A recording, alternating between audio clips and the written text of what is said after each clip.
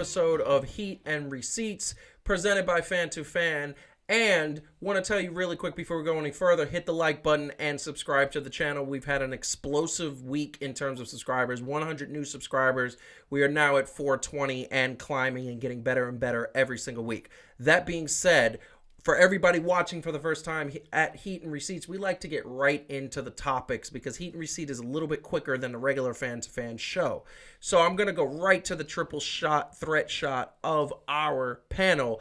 My man Calvin in Washington State, a.k.a. Virtual Land, with the nice ring behind him. I'll always love that. And Heidi, who's in studio with me. First and foremost, ladies first. Heidi, how you doing?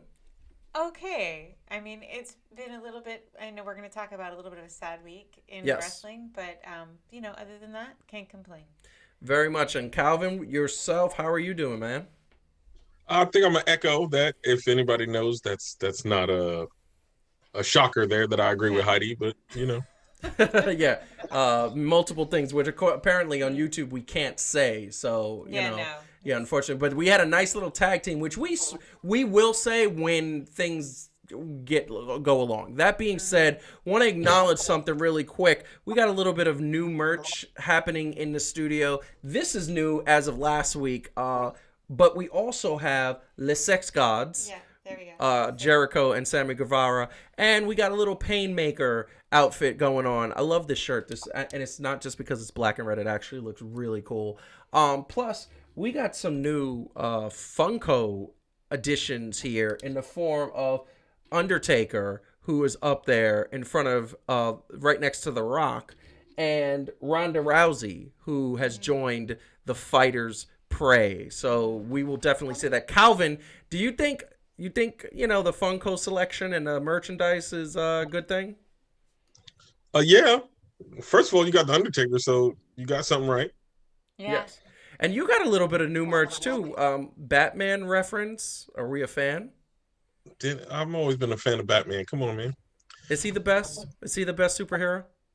Is he the best superhero? Yes. There's He only up one there. answer to this question. He's up there, okay? Wow. I'm not going to say I know he's not the best. Sorry. He's up there, though. Who's the best then? That's an interesting question. I don't really know who's the best, but I'm not sure if he could be Iron Man, man. All he has to do is have a magnet. Oh, that's not fine. necessarily. Anyway, Look, hey, they're both. I just want to say, yes. You cannot believe you grouped this in the same breath as we have new T-shirts and Funko Pops. No, because we gave this to do on the last episode already. I know, but so I didn't want to. I just feel like this should be. No, this is. Let me tell you something. For those who don't know, anybody who has a replica Universal belt or WWE title, this is amazing. This thing, first of all, it's heavier than anything. It's amazing. It feels so heavy and grip, and the leather. Oh my God, I sniff. I just the think leather when we talk on about a it, regular there basis. should just be a sound that goes like, oh. Yes. Every time. And like Yes. Well, and maybe to be fair, if we're imitating real life, then you won't see the Universal title for at least 6 months. Nice. Yes, that is the old WWE. Thankfully, it's on Roman Reigns. Let's hope it doesn't go to Brock Lesnar anytime soon. We are not a fan of that. But that being said, we are moving on. And unfortunately, the first topic is a very unbelievably tragic topic, and hits me personally hard, considering I just celebrated my 40th birthday, and the man who recently passed away, Mr. Brodie Lee, aka John Huber, aka Luke Harper, had passed away recently, a couple days ago, after a 2-month battle in the hospital with a lung issue. He unfortunately lost that battle to everybody's sadness, and I mean genuine sadness when you talk about this man, and across the wrestling world, like the amount of like respect that this man had, and not only respect, just like genuinely people sharing stories of how they liked being around him, leaving behind a wife and a son, and AEW was saddened because I'm sure they had so many things in the works and so many things plans. The future was bright for Mr. Brodie Lee, and the future is just saddened. The wrestling world is saddened. Several people who knew him in WWE had amazing tributes to him. I thought Xavier Woods' tribute was not only a video with Xavier Woods, but also all the videos of all the moments they had on Up, Up, Down, Down on his show, as well as tributes from Seth Rollins, Randy Orton, Triple H,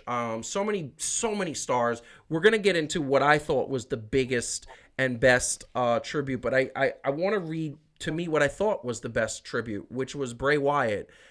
Bray Wyatt coming out and tweeting, saying through multiple press releases and things of that nature, "You were my best friend, my brother, my partner, my Terry Gordy. We changed this whole game because we refused to do it anyway, but our way. We always are at our best when we were a team. I think we both knew it. We fought like brothers because we were. I'm so goddamn pissed. This isn't how it was supposed to be. It was supposed to be us, fat, bald, and useless, running Wyatt family spots in high school gyms in our 70s. Where do we go now?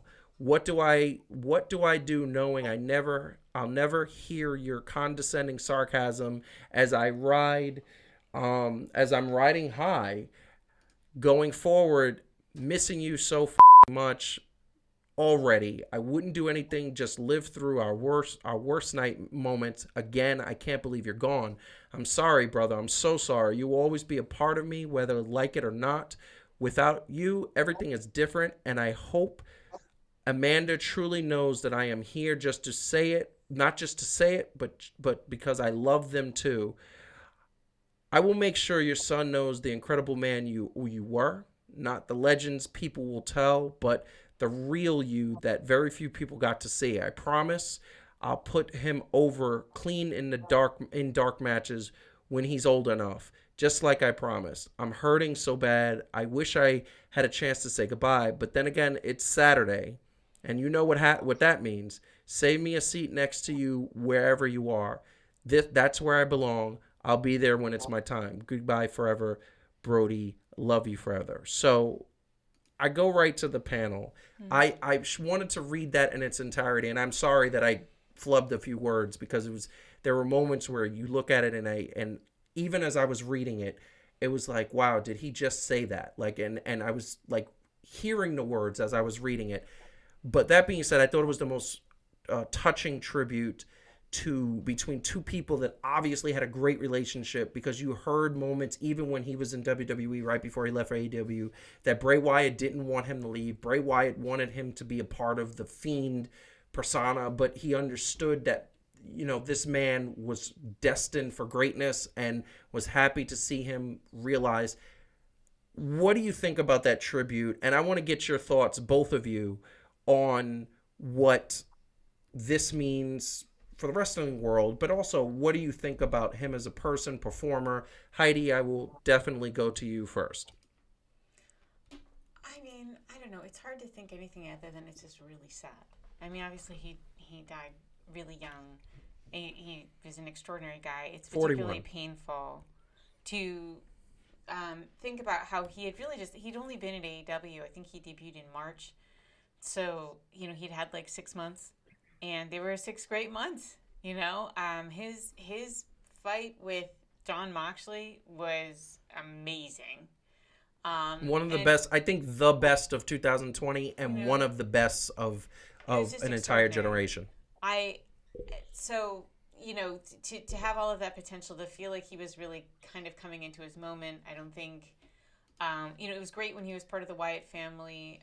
I don't think they booked him well or used him well after that, and obviously he had to spend a lot of time waiting just to be able to finally appear at AEW. So it's just terribly sad and terribly sad timing. The guy was amazing, and he was, you know, a really great heel, just fantastic, like really great actor. You believed it. He was scary. Yeah. In all the best ways. And then like a really nice man in real life, but really scary one. Really scary, really good exactly what you wanted. I thought in terms of the scary factor, it's funny you mentioned that. I thought in terms of the scary factor, I think Undertaker was always number one. I thought Bray Wyatt was number two. I thought Luke Harper, Brodie Lee, John Hoover was number three. Was actually in some ways just like he's just terrifying, and you know, and it was nice to see on AEW him get to actually have a lot more mic time. Yes, and a different cut promos and a different kind of character. He reinvented himself. Yeah, he definitely gave off that vibe as the Exalted One of being like about to go off at any minute, you know, which was very scary. So it's just incredibly sad. It's incredibly sad. Calvin, what are your thoughts? Well, obviously, I don't know him as a person, you know, personally. But like as a wrestling fan, I can say that I'm pretty sure I never saw him have a bad match. Yeah, because I'm a fan, right? So I gotta put it into perspective. So it's always sad for me to hear somebody pass away, and it hits a little bit home when you just turn 40 and this man is 41. Yep. To think about that, but to, you know, and the thing with the tributes, and I always appreciate when they talk about the things that we don't get to see. Yeah. You know, which is behind the scenes and in the locker room, and it gives you a little bit more insight into the type of person that they were that we don't get to experience. But it always kind of hits me when they talk about how they were as husbands and fathers. Yeah. Because those are things that hit outside of wrestling. You know, those are the things that hit to the type of people that they are. And I'm a person that believes that no matter what it is, even if it's entertainment or whatever, the better entertainers are usually better people first. Yes. Right. That's so correct. Just having to think about the fact that this guy's, you know, young kid doesn't get to experience, you know, more life with their dad, and that hits home for me and for you, right? Yes. I will say it a million times over. The thought of my daughter now is 20, so I've tried to instill a lot of knowledge in her, but my son is 6, and if, Lord forbid, knock on wood, I was to pass away before he got to experience my knowledge, you say to yourself, it just thinking about it makes you hurt. Like it, I get it. Yep. I mean, even at 30, losing my own dad, I felt like, okay, what am I going to do with the rest of my life? Not having that type of support and love and all that other stuff. But I mean, to see so many different people that, you know, like what, of course, I mean, I expected heartfelt from Bray Wyatt, you know, of course. I expected, you know, something obviously from Eric Rowan or things like that, obviously, but Seth Rollins. And I know Heidi always says he never says anything short or whatever, but, you know, even that's true. Even going through that long, you know, soliloquy that he had, but like the things that he, like some of them, you could, and this is just me, you know, I'm leery to see like your Triple H's and things like that because they're more corporate and they don't really seem to have that. And it's sad to say, right? Like when Vince McMahon would probably talk about anybody that's not Shawn Michaels or, and this is not to tear down anybody, but, you know, a Shawn Michaels, Triple H, or The Undertaker now, he's probably going to say, you know, condolences and, you know, we will miss you very much. And but, you know, to see the guys that he worked with and they all got to know that, you know, that thing. And you know what's interesting about you saying that is that when he went to AEW, I think me and Heidi had a conversation about that you had this man who clearly has amazing talent because he showed it in AEW. He showed it hands down, right? And what you saw is that we said that it seems like everybody who leaves WWE goes to AEW. You know, Miro is setting something up. He's in that stage of building something up. They've said it, but they believe in him. But everybody who leaves WWE goes to AEW shines, right? You saw Jon Moxley, the last 6 months of his WWE career were a flop. And Brodie Lee was that. Mr. Brodie Lee was, for him to be introduced as the Exalted, when we said it multiple times, if there was an arena filled with fans, that would have been just as big as pop as we thought the pop would have been for Sting showing up in AEW. Like, it was that amazing. And the one thing I want to say is that, you know, picture this the second picture that comes up on this graphic, you know, you see how intimidating him and you see what he is capable of. But that second picture of him holding the AEW championship, who disagreed that wasn't going to happen in 2021? I don't think anybody would disagree with that. I thought it was going to happen in 2020. Yeah, I mean, like, you saw that Kenny Omega was going to have that belt, but you looked at that and you said, this is something that is going to happen. And I think that his talent was being reached in AEW. And I think Chris Jericho made a tweet saying that he was doing some of his best work in AEW at age 41, and it was only going to get better. I think the only thing more tragic is the fact that his son is not going to have him for the rest of his life. Now, can I say this real quick, though? Yes. Because I know we like to get on WWE because it's easy. Yeah. But, and I'm not against Bray Wyatt or whatever, but think about if he stayed in WWE. What was the best that he was going to do, honestly? Intercontinental Championship, in my opinion. Well, but what I mean is, tag belt. He was attached to Bray Wyatt. So yes. While he said those things, and I think they were heartfelt, Luke Harper, I don't think that was a product of WWE not having anything to do with him. He's automatically attached to Bray Wyatt. Yes. Right? They would have had to change his character. Yeah, so he can't be the exalted one in the WWE. Yeah. So in that one, I think it was just the character that was for him in WWE necessarily wouldn't have let him shine, whether he was on his own or with the faction. So yeah, I get it. I get that. And I will yeah. I take this opportunity, if I may, though, to point out that WWE still stinks in terms of like, so it was like, so they put up like a picture. Yeah. And a couple of people, what did you want to say something about that? I was just going to say that because they got a lot of heat for that. Yeah, and I was going to ask you, what do you think of that?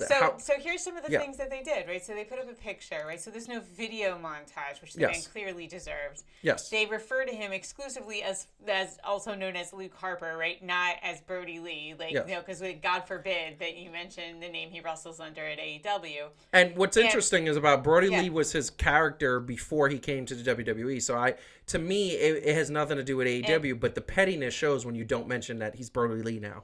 They're never going to acknowledge something that wasn't a WWE. Right. Which is, but I mean, even having, I wouldn't have minded if they just showed video from his time at WWE. I don't expect them to put AEW video on the screen, but like, you know, a broader acknowledgement and a bit more, not these like subtle nods to him. Like, and the last thing I'll say is, I don't know if you guys saw this.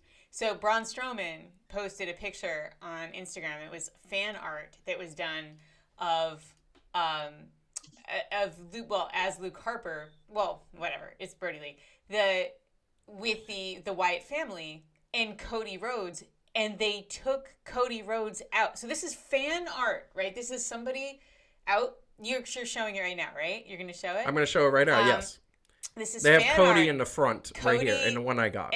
So Cody is in the front. That's not the one that went out in Braun Strowman's account. No. And tell me right now that man, I'm sorry to stereotype, but you're going to tell me that man knows how to Photoshop a character out of an image? WWE did that for him. There's no way he's sitting at home with like Photoshop trying to take Cody out of a picture.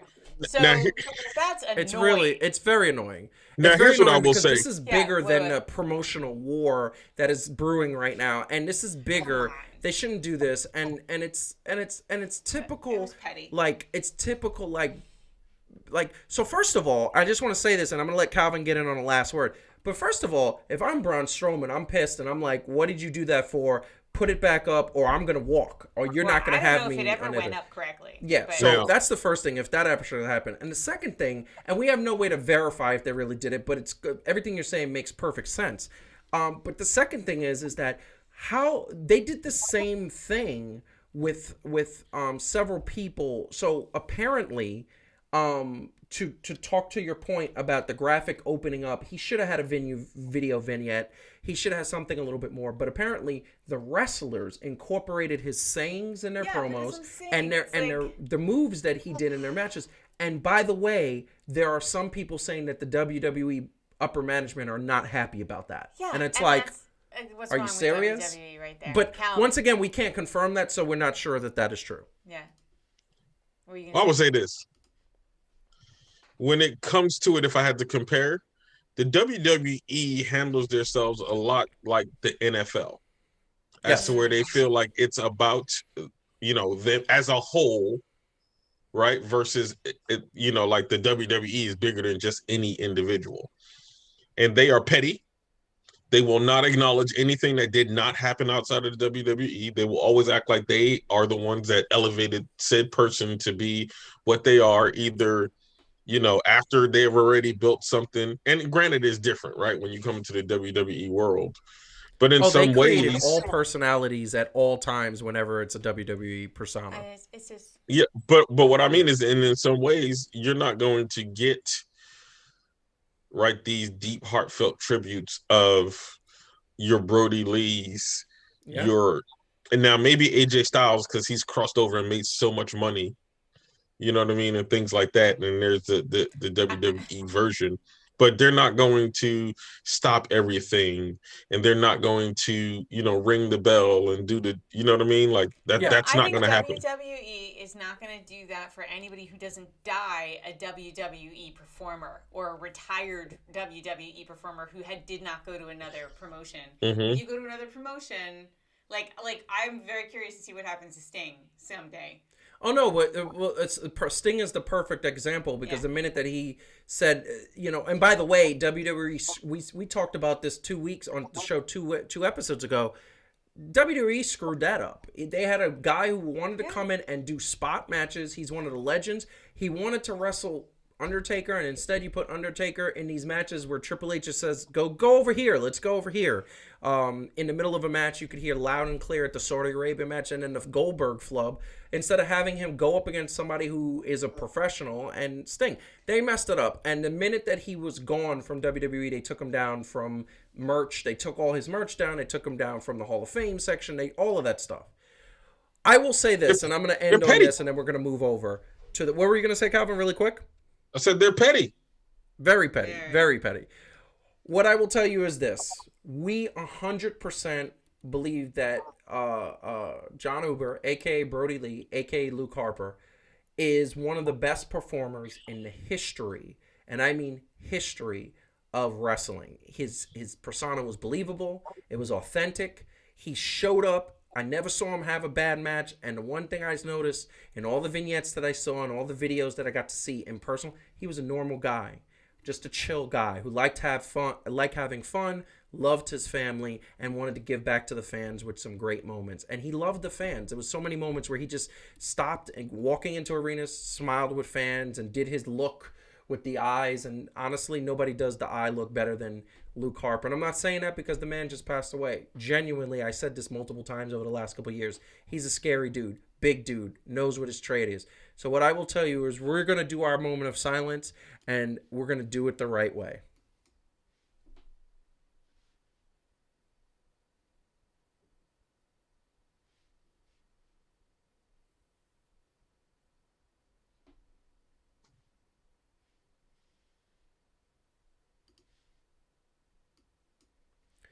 So, the one thing I want to say is Big E, and this is the segue to the next topic. The Big E put out his own Twitter, his own tweet, and several tweets, but this was the one that I thought was the most. It showed Brodie Lee's personality and his character as a man. Brodie Lee cried with me when I cried after George Floyd was killed. He and his incredible wife bought at Emilio Sparks new podcasting equipment because they believed in his dream. He'd text and call people he barely knew when he heard they were sick or grieving. His kindness was boundless. Once again, showing it. So the reason why I'm bringing that up is because Big E is the topic that we are talking about next. And before we go any further, hit the like button, share this video with any wrestling fan you know out there, and subscribe to the channel. Once again, where our subscribers are blowing up.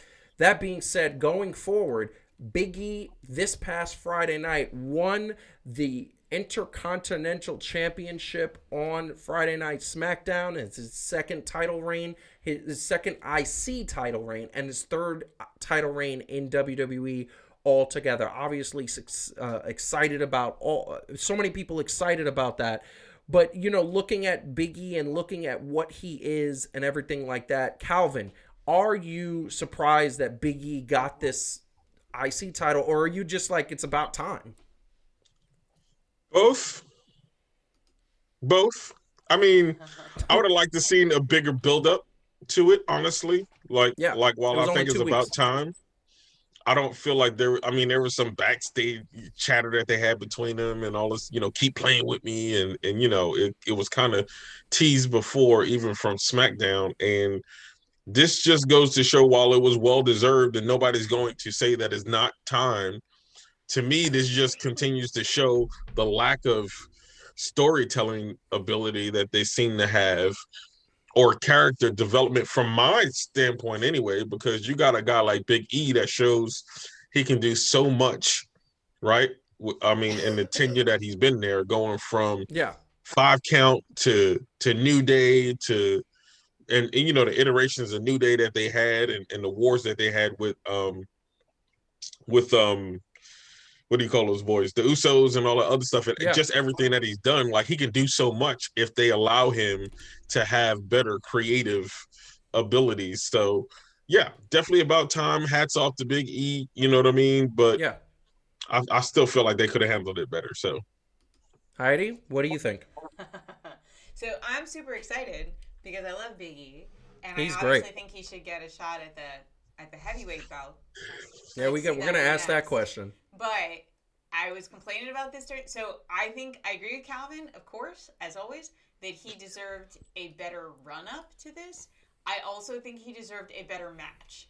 I did not like that match. It reminded me of one of the things I hate about WWE wrestling is that let's contrast it with AEW really quick. So in AEW, when you have a guy who is smaller, and they are either a heel or not, it doesn't matter. They're gonna win mostly by being a great wrestler. Yes, there's the occasional cheating thing that'll happen. AEW does that too with its heels, right? Like, they'll pull a little tricky maneuver. But in general, if Darby Allin wins, it's because Darby Allin is a great wrestler. Sami Zayn is a great wrestler. You do not need to pull this shtick all the time where they basically put the lumberjacks all around and had them randomly beating up on Big E to build tension, right? Like as if Sammy couldn't possibly be a threat to Big E on his own, so I need to do all this weird outside stuff instead of actually giving both of them just a straight up fight. And I wouldn't care if Sammy did something to cheat here and there. That's who he is. He's a heel. But it wasn't a very good match, and that bothers me. Do we have to do the Vince McMahon heel shtick? Of course, because it's Vince McMahon. Even in a title bout, I'm just sick of it. This whole thing where heels have to win by cheating. They have to win. If you look at if Roman, the way he beat Kevin Owens, there has to be somebody who comes in, and it's yeah, because that's what Vince thinks a heel is, right? A heel is somebody who cheats. A heel is somebody who brings in people from the outside to get involved. And it's you look at AEW, it's not that doesn't happen, but that's not the only way a heel wins. Yes. And I'm just sick of seeing it. It feels like a clown. This is what it is. No, so this is what it is. I'm gonna tell you right now. They did the same thing earlier on the night with Roman when he handcuffed the arm to Kevin Owens' arm into the steel cage. And what happened is that I think that they're trying to establish major heels. And they're trying to establish, if this was an arena filled with people, they'd be booing them. And they'd be booing them for, this is what it is, and this is what it is. And that's the formula that has worked. And this is what I've said a million times. This is what I've said a million times. It's when you can't teach an old dog new tricks. And Vince McMahon is the old dog, and he can't teach him new tricks. Of course it is. We just talked about Brodie Lee. Brodie Lee was a great heel in AEW, and he never had to do any of that. Well, he didn't do any of that, and that was because they built him up that way. And what I will tell you is that I wasn't happy with the match winning the way it was. It's, I understand it. I understand Roman a little bit better because Roman isn't. Nobody's gonna look at Roman and say you're a punk. Nobody's gonna say that Roman is a punk. Sami Zayn deserved better too. But Sami Zayn deserved better. Calvin, you've said it a million times that Sami Zayn is one of the best wrestlers you've seen, especially when you go back to his NXT days, right? And now to put him in this match where he barely wins, and without the Lumberjacks, he wouldn't have won probably. Well, he I think that's to Heidi's point. It makes it like they could have done it better. There could have been better build up, as you said, and a better match, as Heidi said. Look, so here's the thing. So when you talk about, and I know not, so I get this, right? This is my perspective because I watched him from NXT. Yes. I mean, I've seen some El Generico and all that other stuff, right? Yep.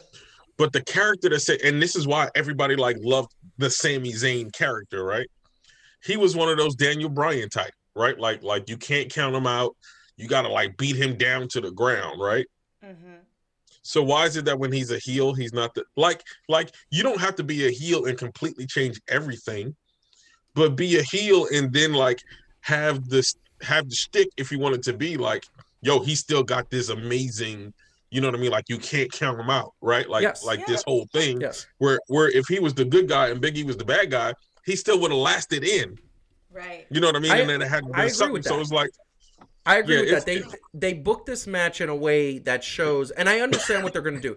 They're going to say that you needed Lumberjacks to beat me, and there's going to be a rematch. I could see, and I said this to Heidi while it was happening, I can see a match at Royal Rumble. He loses the IC title, and then comes back and wins the Royal Rumble later that night. I could see that.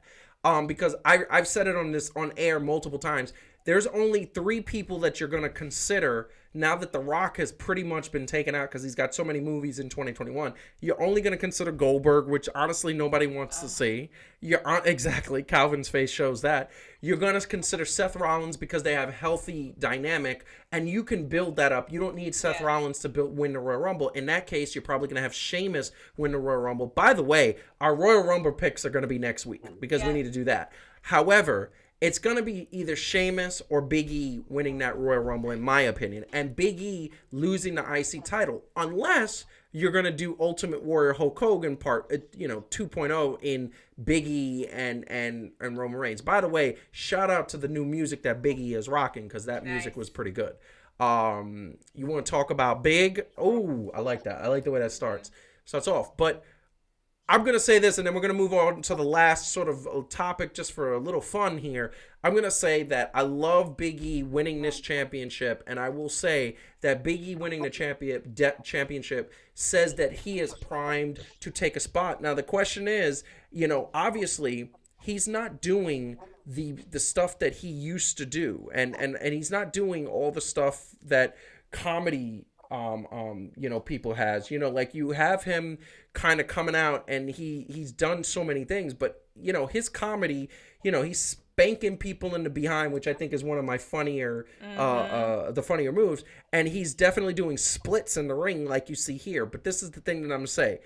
Now, after this sort of talk from Kofi, and we all remember that moment where he was saying it's your time. He pointed at Big E and said, it's your time.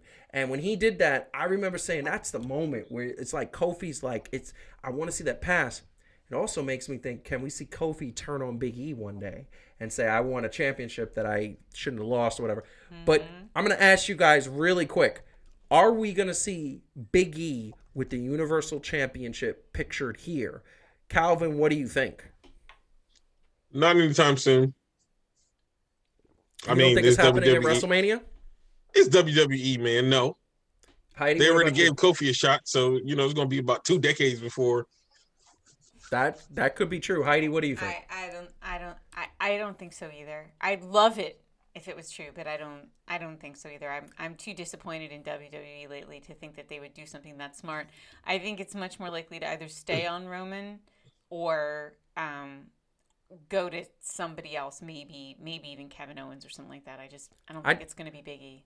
I think I'm going to tell you right now. I think that the Kevin Owens is done. I think that they're going to have Daniel Bryan for the next 2 months, Could be and I think he's going to lose it. I think that if Roman's going to lose the belt, it's going to be at WrestleMania, and it's going to be to Big E. That's what I think. Okay. I don't think they're going to have the Seth Rollins thing yet. But do you think he's going to do it? I think so. You think he's going to lose it? I think they're building him up. We'll see. I think they're building him up to lose that belt, and you have Roman lose the belt, and the next night on SmackDown, he turned, that bloodline stable that we all be saying. He gets bigger, stronger, and I don't think. This is the one thing I say. If they give it to Big E, he's not going to keep it for a year like Kofi did. Look, He's going to lose it in a month. Paul Heyman likes his guy to have the belt for a very long time. Yeah. So, once again, hit the like button and subscribe button. Share this episode of Heat and Receipts. Next week, we are going to be giving our Royal Rumble picks, so tune in to that next week. Let us know if you agree. Also, leave a comment below because we want to hear from you if you agree, disagree with any of our comments. I've gotten some interesting comments from people, including, I just want to say, if you're watching this and you are a peddling, porn websites, don't put a comment. We don't want to see that. That's pointless. I've seen that like a dozen times. I'm like, this is a wrestling show. We're a clean show. I don't think they actually watch it. Yeah, right? So, interesting, fun topic, which we're just going to kind of ask one simple question. Sasha Banks tweeted out earlier, a couple days ago, actually, that she did the costume of Ruby Riott. So, the bottom line is, and just for fun, because we're Sasha fans here, do you think she pulled off Ruby Riott better than Ruby Riott pulled off Ruby Riott? Is she a better Ruby Riott than that? I'm gonna let Heidi go first for this one. So what do you think? No, not even a little bit. You don't think the tattoos, the hair? What do you mean by better? Because if all you mean is she hotter? No, because I don't think Ruby Riott is particularly Ruby Riott attractive. Actually looks like a real grunge chick, and I think Sasha looks like she's dressing up like a grunge chick. So you don't think that they should form, that Sasha shouldn't form the new Riot Squad? You don't think that should be the case? I think I'd stick with Ruby Riott on that one. Calvin, what do you think? Well, if we were going on who do I think is hotter? No, but that's not the answer. We already know the answer, what you think. I said if. Let a brother have his if. Wow. If wishes was fishes, the answer would be yes. Yes. But I said if wishes was fishes. But I thought she did a good job. I thought the tattoos, I was like, dude, there was some really detailed tattoos. She didn't draw her damn own tattoos. The imitation is there, but I didn't get to see like if the personality would be there. And I don't think that if we were talking about if she would really like sincerely imitate, like if this was a spot and they was beefing and she did all of that to try to be like Ruby Riott, I don't think she would be able to really pull it off. I mean, all she's doing is standing there with tattoos on. No, it's the hair. I'm not mad at her for that. Oh, yeah, no, it's the hair too. Because she has the green hair. Oh, come on. Yeah, but it's not short. It's not styled girls. The way that Ruby would have had it. Shaved her head. She is the real deal. If you don't want to shave, and by the way, Sasha Banks has short hair too. Short is not shaved. Oh boy. Anyway, okay. Whatever. I feel like the point is, I think that the one thing I think is that they're going to use this to have Ruby Riott. Maybe they're going to give Ruby Riott a push. I've said it for a long time. Ruby Riott is one of the better wrestlers, and they've dumbed down the Riott Squad, and I really can't stand that they did that because the Riott Squad actually had such good momentum like 2 years ago, and then they seem to be too busy hugging to actually be tough anymore, which is very bizarre. Yeah. This is what I'm going to say. For all the crap that I give to WWE, if somehow they want to start pushing all this Riott Squad crap, and then all of a sudden they want to give Ruby Riott her own, no. Stick to something, okay? You are not going to get me invested in this Riott Squad 2.0 just to pull Ruby and do something and then have old girl be gay with Lana again. Listen, I'm going to tell you that I think that I feel like, WWE doesn't do anything without a plan, and they don't stick to plans. They just abandon their plan. No, they do everything without a plan. They do everything they do is planned. All their social media, it doesn't mean it's planned. No, I don't think it's planned poorly. I think that's the wrong thing. I think that they don't follow through with plans, and they don't think through their plans. And I think there's moments where they have a plan and they just say, "Oh, this isn't working, let it go," and they give up too easily. I think that whenever you see something on social media, they use social media as the ultimate promotion tool. And you're seeing it with Sheamus and Drew McIntyre right now, where he's touting Sheamus every other tweet, and that's going to end up in a WrestleMania match. I think that right now, Sasha Banks, the only two people on the WWE roster that she could defend against are Bianca Belair, sorry, and Ruby Riott. Those are the only two. And the problem is Ruby Riott and the Riot Squad are probably going to challenge for those tag belts. That's what you're going to see in the next couple of months. So but they're both faces, and Sasha's a face right now. Exactly. So my point is, look, I think Bianca is going to end up turning heel, and why? Because they have to do it. Because WWE doesn't believe on heel and heel or face on face. They don't do it unless it's The Rock, Stone Cold, or Rock Hulk Hogan.